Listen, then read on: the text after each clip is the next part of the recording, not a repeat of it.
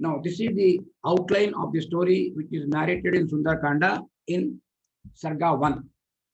Now, the Sundarkanda mainly focuses on the depth of Bhakt Hanuman's devotion and dedication for the divine Lord Rama. It is not just a story, it is about Hanumanji and his devotion for Lord Rama and what is called a Rama Karyam, Rama Karyartham, for achieving the purpose of Rama. Here, the purpose of Rama is locating Mother Sita. So it commences with the departure of Hanuman in search of Mother Sita, and it ends with Rama ready to cross the ocean, because from there Yuddhakanda starts. To liberate Sita from Lanka, Yuddhakanda starts. So Sundarakanda is the one which commences with departure of Hanuman in search of Sita. That is the time he takes the launch, and then after he completes his mission, comes back and report to Lord Rama, and Rama proceeds for the battle. Till then is Sundarkanda. Now, Hanuman, he was very, very quiet. He was not coming out and he was not volunteering for this very, very challenging job of crossing the ocean.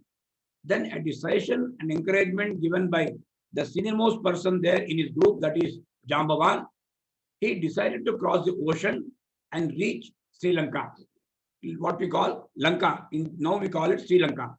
He promised his friends that he will search and find out Mother Sita in Sri Lanka. Now, when he's about to take the bunch, it was such a great sight that all the, what you call the celestial beings, the Devas, the Gandharvas, Asuras, Gandharas, Yakshas, Kinnaras. So all these people also assembled there to see the progress of Hanuman. Initially, they wanted to test the efficiency and capacity of Hanuman and his commitment. So to test him, they sent Devi Surasa to test him. Now, Surasa, Surasa, the meaning is so nice. She is a very good intentioned lady. Surasa. She took the form of a Rakshasi only for testing him, and informed Hanuman. Actually, when already he was in a flight, already he was high above in the sky, she suddenly, sort of obstruction, she appeared in the sky and told him that he should enter her mouth and become her foot. Actually, she said, this is the boon given to me by Lord Brahma. You have to enter my mouth, you will become my foot. Now, Hanuman suddenly started to increase his size, expand his size. Once he's expanding, Surasa also expanded. The beautiful description here. He makes 10 yojanas. She makes her mouth 20 yojanas. Then Hanuman makes it 30 yojanas. She makes her mouth 40 yojanas, 50, 60, 70, 80, 90, 100. Like that, the competition goes. When Hanuman becomes very big, like 90 yojanas width, she opens her mouth to 100 yojanas. Then, because Hanuman is Buddhiman, Buddhiman Varishtaha, he is extremely intelligent, smart person. He suddenly contracts his body to a size of a thumb, enters her mouth, and comes out so quickly that even before she closes her mouth, he is already out of it. Now Surasa is impressed with his intelligence and blesses him. And all the devas now were convinced, yes, Hanuman is the right person. He will be able to complete the job assigned to him by Lord Rama. Now, this is sort of a second achievement. First achievement is taking the leap itself. Second achievement was this. The third achievement is one actually Rakshasi. This is actually Rakshasi. She is called Simhika. She catches hold of his shadow and starts dragging him to her mouth. So actually I forgot.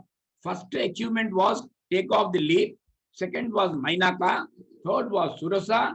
Fourth was Simhika. Simhika catches hold of him by shadow and starts dragging him. She is a sea creature, is a demon in the sea, which has the power of catching a shadow and trying to catch the person and swallow. Now Hanuman realized, with this Rakshasi, I cannot do any intelligence, etc., will not work. He enters his he suddenly enters her, enters the body and kills her forcibly and comes out. Now Hanuman reaches the city of Sri Lanka. He took a small form of a small midget, trying to enter, trying to avoid detection by anybody. Now the security guard was known as Lanka. Her name is Lanka, we call Lankini. So Lanka Devata, she's tried to challenge him. And Hanuman deals her, give one blow. With that blow, she understands that I am not dealing with an ordinary monkey. This is the Vanara. Brahma told me at that time that Vanara is able to defeat me. That means the beginning of destruction of Lanka. She entered that and she blessed him, permitted him to enter Lanka city. Now Hanuman searches everywhere. All the wherever ladies are found in Ravana's inner apartment, Antapura, he went and searched there. Once she saw a beautiful lady lying on a bed, very decent, very beautiful. He initially mistook her for Sita. It was not Sita, it was Mandodari, the main queen of Ravana. So he knew that Sita will not be in a palace. Sita will not accept any luxury. Away from Rama, she can never be happy. So she understood and he knew it was not Sita. Then he continues his search. In his search, he finally finds her in the Ashokavana. Ashoka garden, which is attached to Ravana's palace. She was there. Now, she was lying on the floor, sleeping on the floor, had not taken bath, not changed her dresses. She also had removed all non-essential ornaments and hung them on a tree. So while Hanuman was watching Ravana, Hanuman was watching, at that time, Ravana paid a visit to Sita and requested her to be his wife. Sita refused point blank. And she said the only way for Ravana to survive and continue to live was to honorably hand over back to Rama. Of course, Ravana will not agree. He became furious and set a deadline. He already given a deadline of 1 year. Now 10 months were over. 2 more months are left. He says, if you don't agree, then I will make you my breakfast, morning meal I will make you. Now, with all the Rakshasis who are harassing Mother Sita, one of those person Rakshasis, Trijata, who happened to be daughter of Vibhishana, told the other Rakshasis about her dream in which she clearly foresaw the defeat and death of Ravana and the victory of Rama. Now the Rakshasis was scared because of this. However, Sita was so dejected by situation, she decided almost to commit suicide by hanging by her own hair. So at that point, Hanuman, he says, no point, I might being quiet. He relates the story of Rama up to that point, and hearing this, Sita becomes greatly enthused. All that I'm saying in one line will mean about 5-10 sargas in Sundarakanda. Hanuman appeared before us after all the Rakshasi were asleep and related to her the adventures of Rama and the efforts he had made to locate her, and also gave his Anguli, signet ring of Rama, as an identification. Then he also requested her to ride on his back and I will take you immediately to Rama. But she refused. She says it will be insult to Rama's valor. I want Rama to come here, defeat Ravana, then honorably take me. I will not go away like a thief. Apart from that, she said, I am a sati, I am a virtuous woman. I will not willingly touch another male. So she also gave a sort of identification, her Chudamani, called pearl hair brooch, which was given to her by her father. Then she also narrated a story of Kakasura, the story of cow which attacked her once, and how Rama got upset with that, and he Brahmastra he invoked to take care of that particular truth. And finally, that crow roams around the whole world. Nobody was there to protect the crow from Rama's anger. It comes and again take refuge under Rama. Rama gracefully forgives her, forgives the crow. Now Hanuman finally takes leave of Sita, and before returning, he made up his mind that I would like to see Ravana and also the city of Lanka. I want to make an assessment of how strong it is, what is the strength of the enemy. So he thought the easiest way to get appointment with Ravana is to destroy his forest. So he destroyed the Ashoka forest. And then all the warriors who Ravana sent one by one, including the five ministers' sons, his commanders, his own son Akshaya, all these persons were killed by Hanuman. Then finally, the elder son of Ravana, Indrajit, comes and he was able to capture Ravana by using Brahmastra. Even there, Hanuman would have freed himself from the Brahmastra because of the boon given to him by Brahma, but he willingly submitted to the Rakshasas so that he allowed them to drag him to the court of Ravana. Ravana became extremely angry. He wanted to give capital punishment, death punishment to Hanuman.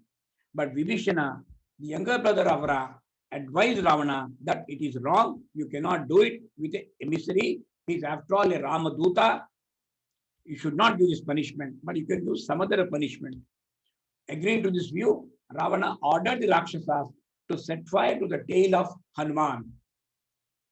But acceding to the prayer of Sita, who heard the news from other Rakshasis, the god of fire did not hurt Hanuman.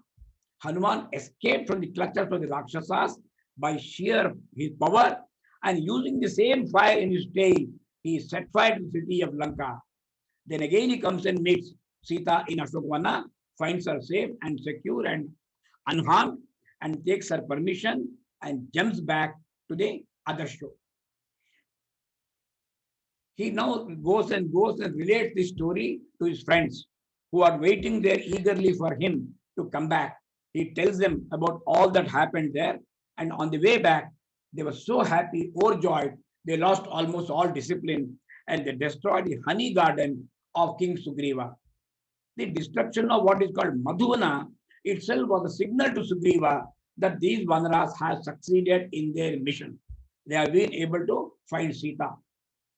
So he comes and relates the entire thing to Lord Rama. And then he tells Rama that Sita's message is, I am going to be alive only for 2 months. Within this period, you have to come and rescue me. Otherwise, I will not be able to survive. So Hanuman is described as the one for whom nothing is impossible. As they say, the word impossible does not exist in his dictionary. He is the embodiment of faith, devotion, and loyalty to the master. He represents fearlessness and total self-confidence. This is this story. This is a broad outline of the entire story in Sundarakanda. Of course, which we may take almost a year to complete. But keep this in the background when we are reaching the story. The story and the chapters you will feel lot of details are there, but no detail is irrelevant or unnecessary. It gives the background to it also tells us about the life and times in Ramayana, how the cities were there, what gardens were there, what flowers used to be there, what was the rules and regulations, how people were behaving rightly or wrongly, what was the punishment made for wrong things. Everything is given in great detail in Ramayana, especially Sundarakanda. It is given in a beautiful way. So Sundarakanda is one which we do Parayana. Even yesterday, I was told Lakshmi Kumari Garu, she did completed Sundarakanda Parayana in 1 week. I think she did that. Earlier in Pranam also we had Sundarakanda in evenings. Shesh Babu and P.V. Lakshmi Garu, they did conducted this program for 1 week. 1 week or 10 days perhaps. So we have the opportunity of doing it a much greater leisure. The story points out that success is the outcome of the attitude which Hanuman has. If one has the attitude of Hanuman, that is humility, confidence, and faith, and then struggle, and then work towards the effort, success is ensured. It teaches us to be successful in life. We have to have all these above qualities. So I have given in a very brief the Sundarakanda, which is appearing here.